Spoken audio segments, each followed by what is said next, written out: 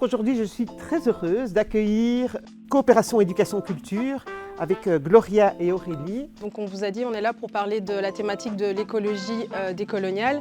Mais avant même de parler du côté décolonial, on aimerait un petit peu comprendre et savoir quel est votre rapport à l'écologie. Quand on vous dit écologie, à quoi est-ce que vous pensez directement? On vous propose de venir ici, à cette table, de choisir une carte qui correspond justement à votre rapport à l'écologie, à quoi ça vous fait penser de manière automatique. J'adore ce cours de religion parce qu'il me permet d'ouvrir les élèves à d'autres modes de pensée pour qu'ils puissent eux-mêmes avoir leur propre avis, faire leurs choix et se rendre compte que leurs choix ont des conséquences en fait. En Europe, on met certaines normes et puis on va exploiter d'autres pays qui n'ont pas les mêmes normes. Donc on dit que nous on fait pas ça mais on le fait indirectement.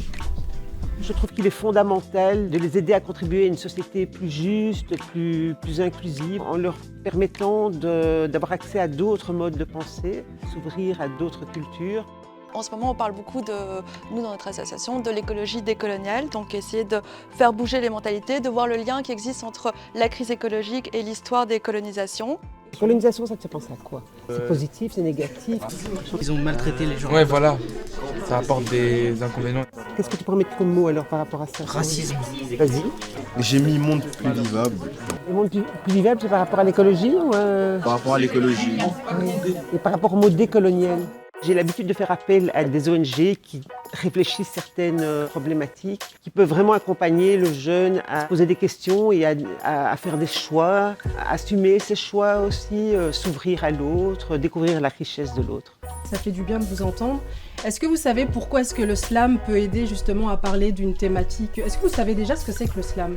Ce qui m'intéresse chez CEC, c'est l'aspect artistique en fait. Chaque groupe a 5 punchlines, 5 phrases.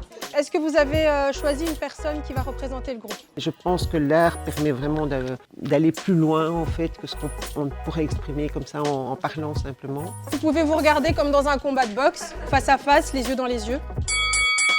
Pour chaque téléphone, t'achètes des morts, des viols et tu sponsorises des groupes armés. Vous nous sensibilisez à moins polluer, vous êtes les premiers à surconsommer. Le fait de se mettre en action, de jouer, je pense que la compréhension des choses est bien plus importante que si on est sur un banc passif à écouter un prof qui parle en fait. C'est bien de recycler ses poubelles, mais quand tu achètes un téléphone, tu recycles rien du tout. En fait, les élèves n'ont pas l'habitude de ça. Généralement, ils sont forts dans le rationnel, et donc là, ça permet de sortir de sa zone de confort.